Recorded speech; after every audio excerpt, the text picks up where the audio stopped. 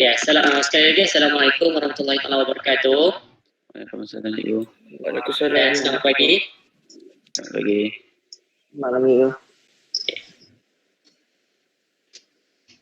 Okay, so kembali lagi kita untuk kelas pendidikan jasmani dan kesihatan. Selepas 2 minggu kita bercuti kan. Ya. So cikgu harap hangpa semua jaga kesihatan. Jangan keluar rumah kalau tak ada apa-apa. Okay, boleh? Boleh. So untuk kelas kita pada pagi ni, kita akan mulakan kelas dengan apa akan tengok ni gambar ni. Okey. Apa nampak gambar yang cikgu paparkan ni? Nampak kan? Okey. So yang ni gambar dia. Okey. Cikgu akan bagi tahu satu dan hampa kena ni kena teka benda apa. Okey, yang pertama. First, ribbon merah. Yang ni. Apa? Cikgu bulatkan ni. Tu tak nampak. Ada. Tapi apa nampak ribbon merah ni? Tengah ni. Ribbon merah. Lepas tu yang kedua, dia ada bulat yang pertama tu. Dia ada hubungan antara lelaki dengan perempuan, ataupun lelaki dengan lelaki, ataupun perempuan dengan perempuan. Okay, lepas tu yang kedua, ada bayi dan juga jarum darah dan pil. Okay, so daripada gambaran ni apa yang apa faham tentang topik yang cikgu nak ajak untuk hari ni? Ada siapa-siapa yang boleh teka? Yang boleh agak? Ada tak? Penyakit. Penyakit. Pada penyakit? Ya. Penyakit tu penyakit apa?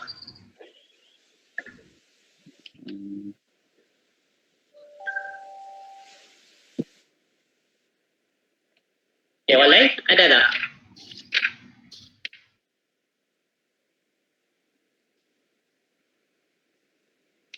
Kalau tak ada tak apalah, okey. Cikgu tak baca. HIV cikgu. Apa dia? Apa dia? HIV dan AIDS. Apa komen ke? Okey, HIV. Kalau cikgu bicara.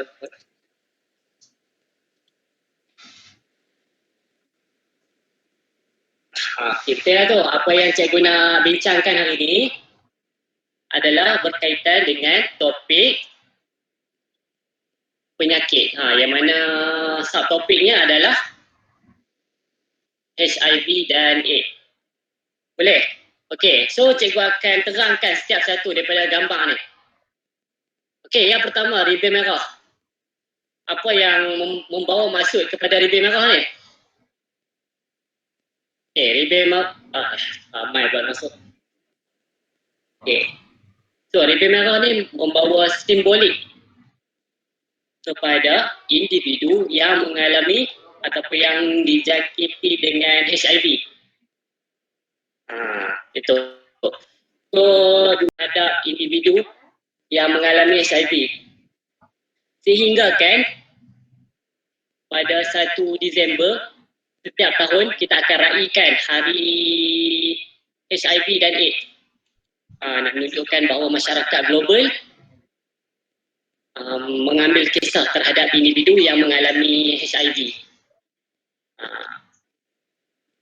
So mereka akan menggunakan simbol ribbon merah ni lah untuk macam nak menyokong, macam nak menunjukkan yang kita cakna terhadap penyakit HIV ni. Okey. So yang gambaran yang tepi-tepi ni adalah melibatkan kepada bagaimana HIV ni boleh merebak.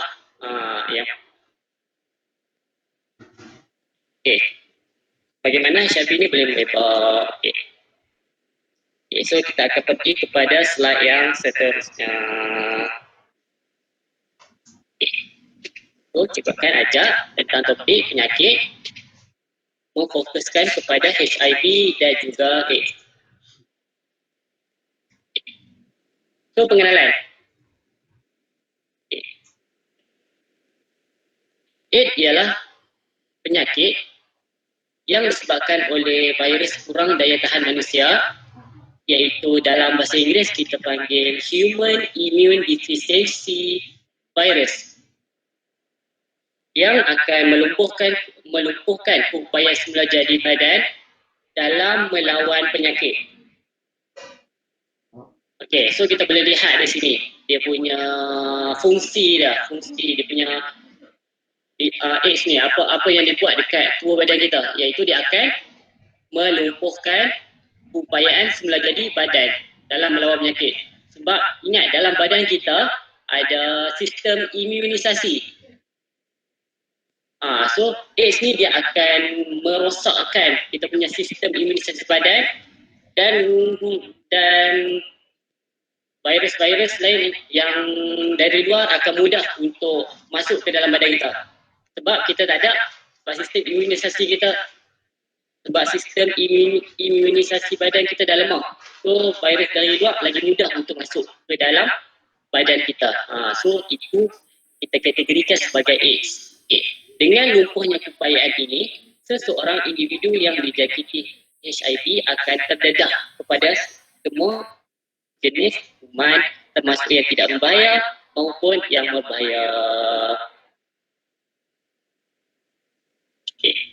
Selain itu, penyakit ini juga mungkin pesakit juga mungkin terdedah kepada beberapa jenis barang yang biasanya jarang berlaku. HIV ini membunuh sel pembantu T yang penting dalam sistem imunisasi badan. Tanpa sel pembantu T ini, sistem imunisasi tubuh tidak dapat berfungsi dengan sempurna.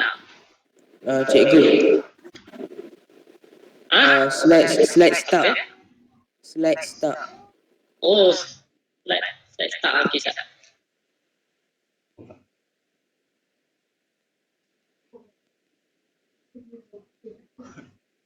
Yang apa boleh nampak ni? Boleh nampak? Boleh nampak tulisan? Atau tak boleh? Boleh. Okey, dah.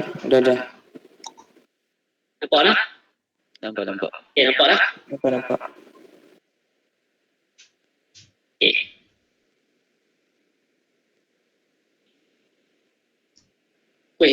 HIV ini membunuh sel pembantu T yang penting dalam sistem imunisasi badan. Okay.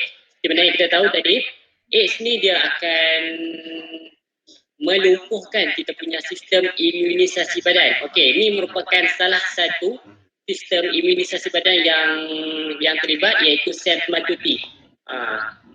Dia akan melumpuhkan sel pembantu T ini untuk memudahkan virus daripada luar masuk ke dalam badan kita.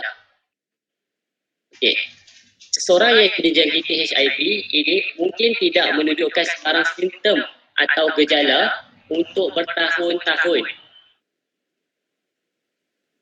Tetapi sekiranya tidak dirawat, bilangan sel pembantu T akan semakin berkurangan sehingga tahap kritikal. Pada masa inilah simptom-simptom penyakit AIDS akan menular. Okay. So daripada sini, apa yang cikgu dapat terangkan kepada kamu, fungsi penyakit AIDS. Penyakit AIDS ni dia buat apa dekat tubuh badan kita? Bila dia dah masuk ke dalam badan kita, so dia akan merosakkan kita punya sistem imunisasi badan. So ingat, dia punya tempoh dia tak semestinya dia mengambil masa yang pendek. So macam-macam beritahu ni. Sistem atau gejala untuk ini mungkin tidak menunjukkan sebarang sistem dalam tempoh bertahun-tahun. So maksudnya dia dalam jangka masa pendek mungkin kita tak nampak benda tu. Tetapi dalam lepas 10 tahun, lepas 15 tahun, maybe yang time tu baru kita akan mengalami penyakit-penyakit yang berbahaya sehingga boleh menyebabkan kematian. Okey, so kita akan pergi kepada slide seterusnya. Okey, kita dah kenal pasti apa yang AIDS ni buat terhadap tubuh badan kita. So kita kena kenal juga HIV itu apa, AIDS itu apa, dan perbezaan di antara HIV dan AIDS. Okay. So, apa tu yang dimaksudkan dengan HIV? Okay. Okay. HIV dikata merupakan human immune deficiency virus. Yang tu dia punya nama dia lah. Yang mana ia merupakan sejenis virus yang akan melemahkan sistem pertahanan badan untuk melawan penyakit. Okay.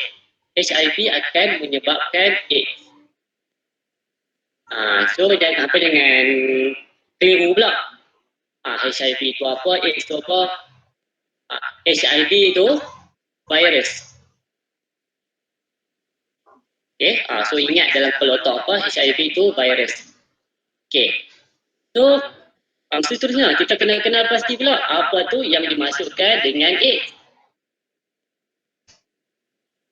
Okay, AIDS ni dia merupakan, nama dia adalah Acute Immune Deficiency Syndrome. Dia merupakan salah satu penyakit yang kata macam tadi HIV itu virus.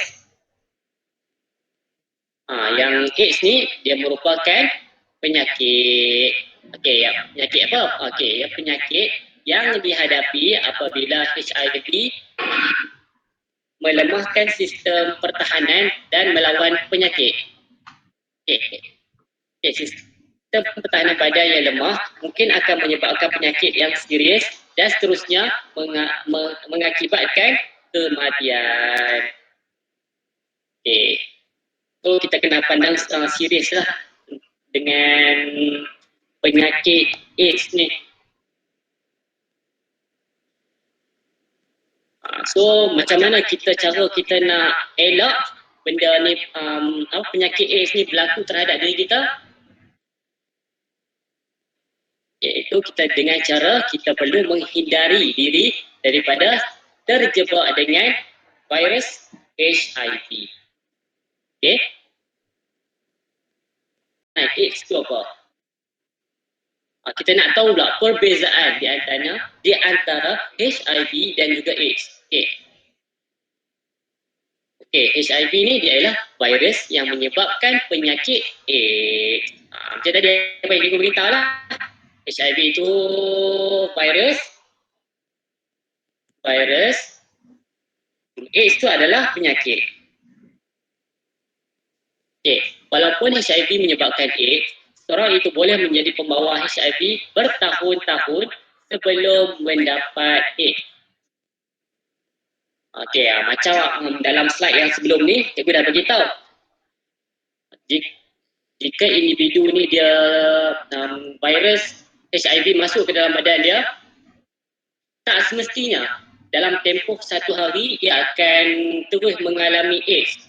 Dia mungkin akan makan masa beberapa tahun untuk AIDS ni berlaku terhadap diri dia. Penyakit AIDS ni berlaku terhadap diri dia. Okey. So kita akan pergi kepada slide yang seterusnya. Okey. So tadi kita dah kenal pasti HIV itu apa, AIDS itu apa. So kita nak kenal, kita nak tahu lah bagaimana HIV ni boleh dijangkiti oleh seseorang kepada seseorang. Macam mana cara dia? Okey. Yang pertama, hubungan seks tanpa perlindungan. Okey. So kita tahu hubungan seks tanpa perlindungan. Okey. So secara lebih ringkas lah untuk hangpa faham, untuk mudah hangpa faham, iaitu individu melakukan hubungan seks dengan individu lain tanpa menggunakan kondom. sebagai contoh. Supaya apa lebih faham kan, tanpa perlindungan ni apa? Tanpa perlindungan ni tanpa menggunakan alatan seperti kondom dan sebagainya. Alatan perlindungan lah orang kata. Okey. Yang seterusnya, daripada ibu yang dijangkiti HIV kepada janin. So daripada ibu yang mengalami ataupun pembawa HIV boleh juga menyebabkan anak ataupun janinnya turut dijangkiti HIV. Okey, boleh? Tetapi dia ada cara jugalah macam mana kita nak atasi HIV ni daripada dijangkiti oleh janin. Dia ada cara dia. Dengan cara bagaimana, itu kita kena lebih mendalam lagi lah pasal benda ni. Okey. So yang ketiga, pemindahan organ. Okey, pemindahan organ juga boleh menyebabkan HIV ni terjebak daripada seseorang kepada seseorang, dijangkiti kepada seseorang yang lain. Okey, yang keempat, penggunaan peralatan pembedahan yang tercemar. Okey, ini selalunya kalau penggunaan peralatan pembedahan selalunya di hospital lah, tetapi jaranglah untuk benda ni nak berlaku sebab kebiasaannya pihak hospital dia akan fokus lah pasal benda ni sebab pasal jangkitan dan sebagainya. So dia akan menggunakan peralatan yang baru lah, alatan tambahan, alatan pembedahan pula kan. Okey. Yang seterusnya, berkongsi jarum suntikan. Okey, bila kita sebut pasal berkongsi jarum suntikan, kita ini memfokuskan kepada orang kata apa? Pada dadah lah, pada dadah. Jarum suntikan kan macam individu ni dia tak ada duit, so mereka berkongsi dengan kawan dia yang ada HIV, so dia akan dijangkiti. Okey, seterusnya, menyusu daripada ibu yang membawa HIV. Daripada susuan ibu juga boleh menyebabkan virus ini tersebar kepada anak.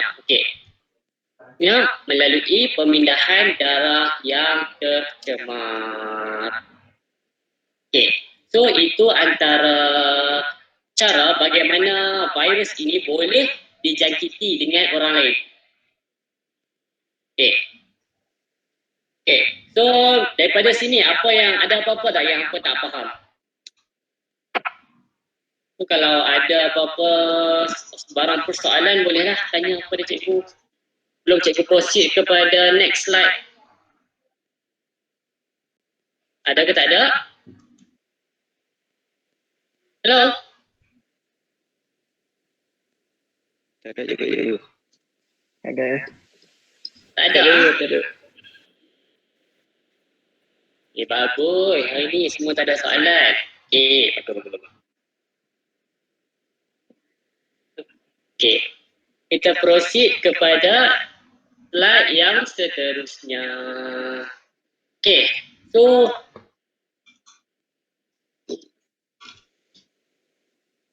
di sini untuk slide yang berikutnya ni. Tapi sebelum tu, cikgu nak dah buka buku teks ke belum? Cikgu terlepas pandang untuk suruh hampa buka buku teks sambil cikgu mengajar. Dah buka tu. Dah buka lama dah. Depan mata dah. Dah buka lah, bagus. Yang mana yang dah buka tu bagus. Yang tak buka gitu tolong buka. Kalau boleh buka lah mata tu sekali.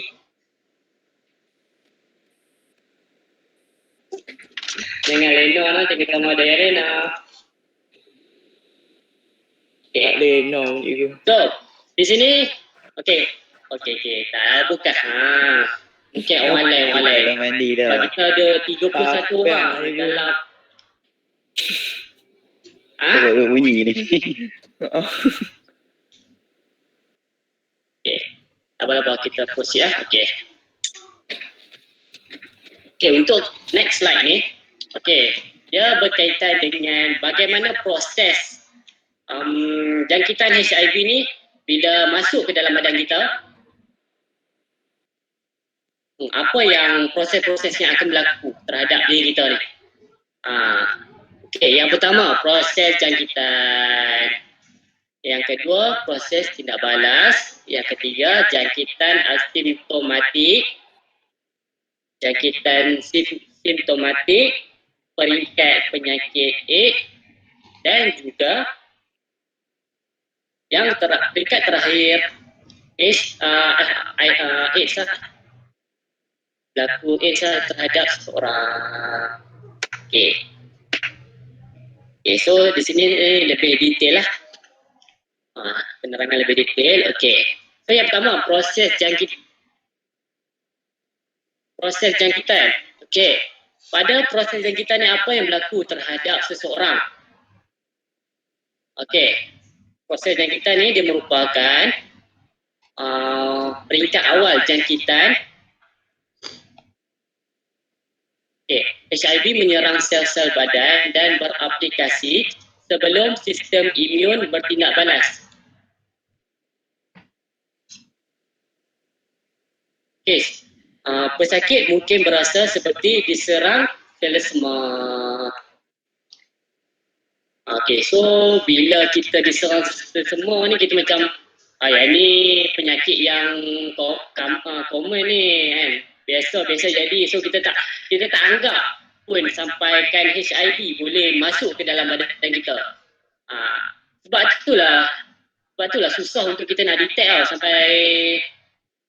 sampaikan jika orang tak rawat benda ni, dia akan sampai boleh menyebabkan kematian. Okay. So kita mestilah sentiasa cakna terhadap kita punya tahap kesihatan badan kita nah. Okay. So bagaimanakah cara untuk kita nak mengenal pasti sama ada badan kita ni bersih daripada HIV atau tak? So dia ada satu alatan lah. Sekarang ni kita dah moden kan. Semua benda kita dah boleh check dekat rumah. Tak perlu pun nak pergi hospital, klinik dan sebagainya. So cukuplah kita order secara online and then boleh tu check kita punya tahap kesihatan kita. Okay. Terusnya, proses tindak balas. Sistem imun badan mula bertindak balas terhadap virus. Walaupun tidak berasa sebarang perubahan, badan sedang melawan virus ini dengan menghasilkan antibody. Peringkat ini ialah perubahan daripada HIV negatif kepada HIV positif. Ini merupakan peringkat ataupun proses yang kedua. Pada peringkat yang ketiga, apa yang akan berlaku? Iaitu jangkitan asimptomatik. Pesakit tiada simptom jangkitan. Pada tahap ini, pesakit masih lagi tak ada simptom apa-apa. Pesakit tetap membawa HIV dan virus ini sedang merosakkan sistem badan walaupun tidak berasa apa-apa. So dalam pada tahap ni, kita still tak boleh nak detect lagi yang kita ni ada HIV. So kiranya kita sebab susahlah kita nak kenal pasti sama ada virus ni betul-betul ada dekat badan kita ke tak. So saranan kalau bagi cikgu lebih baik kita semak sendiri lah untuk memastikan sebab benda ni dia dalam jangka masa panjang tau. Sebab bayangkan bila kita dah tua nanti kan, bila macam dalam tempoh remaja, kita baru dapat tahu yang kita ni dijangkiti. So, mestilah kita punya sistem imunisasi badan dah rosak teruk. So, jadi jika kita baru nak ambil langkah pada tahap tu, dia akan susah untuk kita nak rawat benda tu. So, better kita ambil langkah awal. So untuk pada tahap yang keempat, jangkitan simptomatik. Apa yang akan berlaku? Okey, peringkat jangkitan yang sama, anda menunjukkan simptom jangkitan seperti jangkitan radang paru-paru. So dalam peringkat ni baru kita tunjuk sedikit sedikit simptom yang menunjukkan bahawa kita ni mempunyai HIV. Okey. Okey, pada peringkat ni kita masih belum dalam kategori AIDS tau. Kita still lagi HIV sebab virus HIV itu masih lagi merosakkan kita punya sistem imunisasi badan. Okey, peringkat penyakit AIDS. Bila masuk pada peringkat yang seterusnya barulah kita dikategorikan sebagai AIDS. Okey, pesakit didiagnosis sebagai penghidap AIDS apabila mempunyai pelbagai simptom dan jangkitan.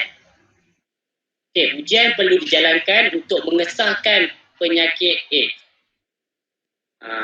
So pada peringkat ni baru kita dapat kenal pasti ataupun kita dapat simptom-simptom dah. So kita buat check up. Okey, so sama ada betul kita AIDS, mengalami AIDS ataupun tak. Okey. So itu antara proses-proses bagaimana AIDS itu boleh berlaku daripada virus HIV kepada penyakit AIDS. Okay, boleh? Sorry lah cikgu lalat hidung sebab semua. Okay. So kita pergi pada slide yang seterusnya. Okay. So tadi kita yang pertama kita dah pengenalan apa tu yang dimasukkan dengan HIV, apa yang dimasukkan dengan AIDS. Lepas tu bagaimanakah cara, lepas tu proses-proses dia. So sekarang ni kita akan masuk pula kepada kaedah pencegahan. Okey, macam mana kita nak cegah virus HIV ni daripada masuk ke dalam badan kita. Okey, yang pertama. Yang pertama, tidak melakukan berhubungan seks sebelum berkahwin. So yang ni pun memang dah dilarang dalam agama kita. Kita kan agama Islam, memang dilarang untuk melakukan hubungan seks sebelum kahwin. So pastikan sebab apa agama kita melarang, sebab inilah sebab-sebabnya. Kesan negatif akan berlaku terhadap diri kita. Okey, yang kedua, jangan melakukan hubungan seks secara macam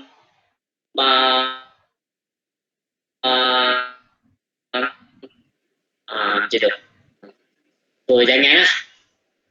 Kalau kata hubungan seks ni pun tak apa, janganlah buat sebab maybe dalam tempoh hampa ni, dalam tempoh awal remaja, hampa memang tak macam tak biar ni dengan pasal benda ni. Tapi bila hampa dah masuk pada peringkat akhir remaja ataupun peringkat dewasa, barulah hampa akan rasa cabaran hubungan seks. Hubungan seks ni sebab hampa dah pada tempoh tu hampa dah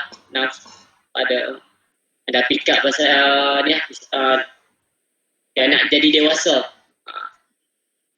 So hampa kena pandai kontrol lah diri hampa untuk mengelak daripada berlakunya hubungan seks sebelum berkahwin. Okey, yang ketiga, tidak berlaku curang bagi yang bersuami isteri. Ini khas kepada pasangan suami isteri. So cuba elakkanlah berlaku curang sebab petang ni lah kan, bila kita curang ni kita cari orang lain, lepas tu memberikan kesan negatif kepada diri kita sendiri hingga kan boleh menyebabkan AIDS. Okay. Yang keempat, berpegang kepada ajaran agama. Okay, so bila kita dah berpegang kepada ajaran agama, kita akan mengelakkan diri daripada benda-benda yang negatif. Okay, jauhi dadah dan tidak berkongsi jarum suntikan. Mengesahkan pengesahan awal dan langkah rawatan sangat penting. Okay. So saring semua simpanan tabung darah. Okay, so yang ni bila kita nak derma darah, so pihak hospital akan saring tabung darah ni. So mereka perlu fokus lah untuk mengenal pasti sama darah tu bebas daripada virus-virus yang berbahaya dan sebagainya. Okay, sentiasa berwaspada dan berjaga-jaga apabila berhadapan dengan situasi yang melibatkan pemindahan darah dan organ. Dan yang terakhir, elakkan daripada berkongsi peralatan peribadi seperti pisau cukur dan berus gigi. Okay. So, untuk sampai sini ada apa-apa soalan? Tak ada, cikgu. Cikgu. Tak ada. Apa dia? Ada. Pengesahan awal tu dan langkah Apa dia? rawatan sangat penting tu pada. Pengesahan awal dan langkah rawatan sangat penting. Oh, ni. Okay, untuk pengesahan awal ni, kita dalam tempoh kita sekarang ni, mengesahkan tahap kesihatan kita. Sebab tu dia kata pengesahan awal untuk untuk tahap kesihatan kita, supaya bila kita dijangkiti dengan HIV, kita boleh ambil tindakan secara terus. Ambil rawatan terus. So, virus tu tak sempat, masih lagi baru masuk. So, dia masih belum, kayaknya sistem imunisasi tu masih belum rosak lah orang kata. Sebab masih baru kan, dia baru masih masuk. Okay, so langkah rawatan awal sangat penting. Yang tu lah maksudnya. Untuk nak cegah daripada HIV ni turun berlaku pada AIDS. Boleh? Boleh. Okay. So next ada tak? Yang lain ada soalan? Amir ada soalan, Amir? Tak ada. Amir. Oh, Adam? Ada mana ni cikgu? Ada ramai, cikgu nak semua. Ada cikgu. Tak ada. Ramai. Tak ada, ada mana? Yang ni ada Maiman yang buka mic ni. Ada Mari dah buka mic. Saya buka cikgu. Ya dah. Tak ada soalan. Apa dia tak dengar? Ada dua orang je yang enjoy. Ada memang kata dia tak ada soalan. Tak ada soalan lah, okey. So boleh sampai kaedah percakapan. Okay, so kita beralih kepada slide yang seterusnya. Okay, boleh nampak fikir sebelum bertindak. Okay, ini antara situasi yang boleh menyebabkan virus HIV boleh merebak kepada individu lain. Okay, yang pertama, transfusi darah dan prosedur pembedahan yang lain. Okay, pergaulan bebas, terlibat dengan aktiviti pelacuran, berkongsi peralatan peribadi. Okay, itu merupakan antara situasi lah yang boleh menyebabkan virus HIV ini boleh merebak. Okay, so ada lagi. Cikgu tak masukkan dalam slide. Okay, cukuplah sekadar cikgu nyatakan dekat hampa cara percakapan lah. Okay, so untuk virus HIV ni, ingat dia boleh merebak melalui cecair badan. Antara cecair-cecair badan yang boleh merebakkan virus HIV ni adalah melalui boleh tak siapa-siapa teka secari badan apa yang boleh merebakkan virus HIV ni? Air mani. Ada tak? Air mani. Ya. Lagi? Air liu. Air liu boleh ke? Boleh Tak dia. boleh saya. Dia ada 4. Air kencing. Dia ada 4. Air kencing. Alah, dia merebak kalau kencing member. Tadi ada cakap air mani. Yang tu betul.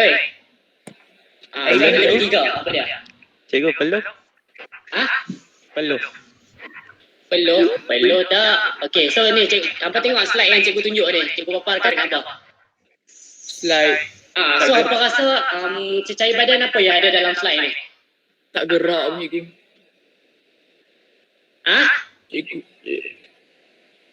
Cikgu tunjuk slide mana? Ni cikgu buka slide yang ni bagaimana seorang itu dijangkiti HIV. Oh. Ingat tak? Nampak? Nampak. Macam mana? Hampa kena pasti mana cecair badan mana yang boleh menyebabkan virus HIV ni boleh merebak Susu mak. melalui ayat-ayat ni. Baik. Susu mak. Susu mak. Susu badan. Susu ibu, susu badan. Ibu. Susu badan tu yang kedua. Darah. Tu yang apa dia? Darah. Darah. Betul. Yang ketiga darah. Okey, yang last, yang keempat apa dia? Tadi 3, kata 4 pula. 4 lah kita cakap tadi. Tak, semua ada 4. Tadi tinggal lagi 3. Sebab air mani dah. Apa dia lagi satu? Pemindahan organ. Dah organ bukan cecair badan. Pemindahan organ tu lebih kepada darah lah. Ada tak? Lagi satu lagi. Apa dia? Cecair badan apa yang boleh menyebabkan HIV tu merebak kepada orang lain? Ada? Air hidung. Atau satu lagi? Okey. Untuk cecair yang terakhir adalah cecair paras daripada orang perempuan. Bukan tu darah ke? Sama macam kan? Darah Boleh botol. tak? Dengar. Okey. Yang pertama tadi darah, yang kedua air mani, yang ketiga cecair faras dan yang keempat susu ibu. Itu merupakan cecair badan yang boleh menyebabkan HIV ini merebak kepada orang lain. Okay. Ingat tu, lagi ada tu dalam soalan kuis. Cuk, kalau Lagi. yang orang ada penyakit HIV tu, lepas tu dia sentuh kita tu, Sentuh tak ada apa. Tak tu saya Kalau cikgu. kulit. Cikgu Mat Osset tak? Teruskan kelas cikgu masuk meeting. Okey, cikgu Kalau Mat. kulit dengan Kulit Tak kan salah. tak apa. Kalau lelaki dengan perempuan haram. memanglah saya cakap pun aku dah tahu dah. Tapi kau buat juga. Bila masa? Kasih ni. Aku Bila nampak masa? kau keluar semalam. Hello. Hello? Hello. Hello. Hai. Apa dia tadi Oh. soalan? Kalau kita sentuh kulit penyakit orang yang berpenyakit HIV. Cikgu. Kalau kita sentuh individu Yang yang berpenyakit. mengalami HIV lah. Yang Ya. berpenyakit. Okey, so kalau first kita kena tengok terlebih dahulu situasi tu macam mana. Kalau situasi tu melibatkan darah, macam kulit dia berdarah and then hampir sentuh kulit dia, berkemungkinan berisiko untuk dijangkiti. Tapi kalau sekadar sentuh je kulit dia, tak ada masalah. Sebab kena ingat empat cecair badan tu. Faham tak, Mek? Faham. Pakcik Faizal yang boleh yang boleh merebakkan virus HIV ni. Pakcik Cahaya tu. Okey, kesan HIV dan AIDS dari aspek emosi, sosial dan ekonomi. Okey. So, yang pertama kita pergi kepada gangguan emosi. Okey, apa yang akan berlaku iaitu kita akan mengalami tekanan perasaan.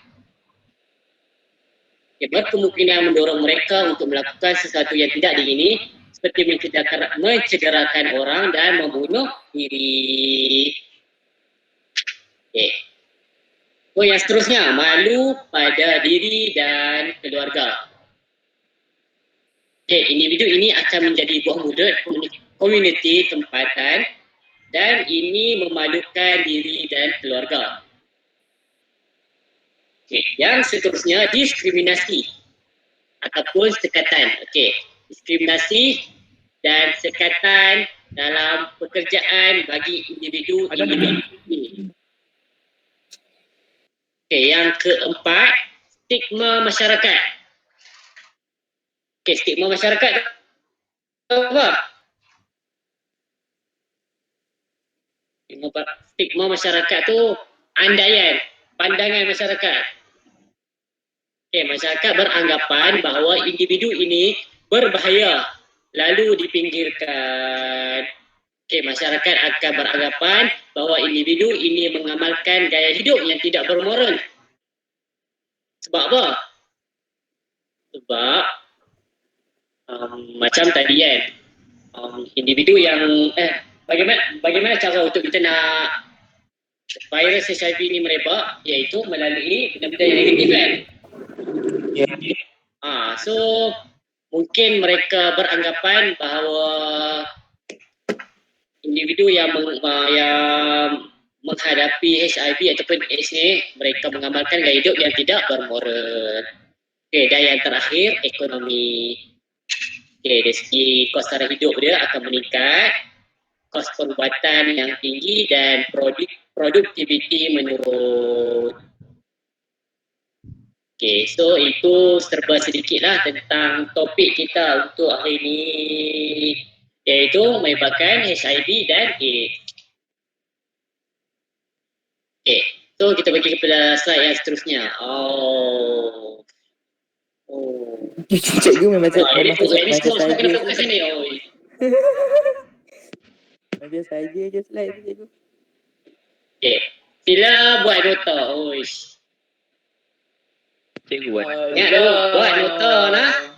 Nak apa nota? Latihan, cikgu. Nota payah. Cikgu.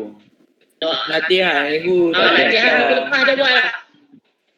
Latihan minggu lepas. Buat ringkas lah, jangan buat ni sangat. Minggu lepas cuti, cikgu. Cuti lah, cikgu. Nota minggu lepas lah. Cikgu pening. Cikgu pening. Itulah ML saja. Apa pening ni? Cikgu lah pening ni. ML ni. ML saja. Minggu lepas, maksudnya minggu lepas tu, minggu yang waktu kita PDPR itu lah. Apa ni tak masuk kelas ke? Masuk. Yang soalan persahabatan tu lah, cikgu. Saya tak masuk tu. Yang soalan persahabatan tu lah. Alau Tak tak dengar apa. asal apa dia? Alah, lain cikgu. Yang Kupang soalan persahabatan tu lah. Tak apa, cikgu, saya faham. Soalan persahabatan. Oh, dia Kau dah buat dah ke? Tak Semua nak soalan. Seram. Apa hal ni, Sam? Dah tak ada apa, ikut, tak ada apa, ikut. Lain cikgu slow Bahaya lah slow, cikgu. Lain cikgu slow Dah Cikgu lah tengok. lain cikgu lah slow. Kita Cikgu dah tak bumbung, Cikgu cikgu. dalam Cari line. Cari line. payah nak cakap, cikgu. Apa je Yang cikgu? ni Cik Agi tolong isi kehadiran tau untuk hampa punya Kat mana? kehadiran apa lah.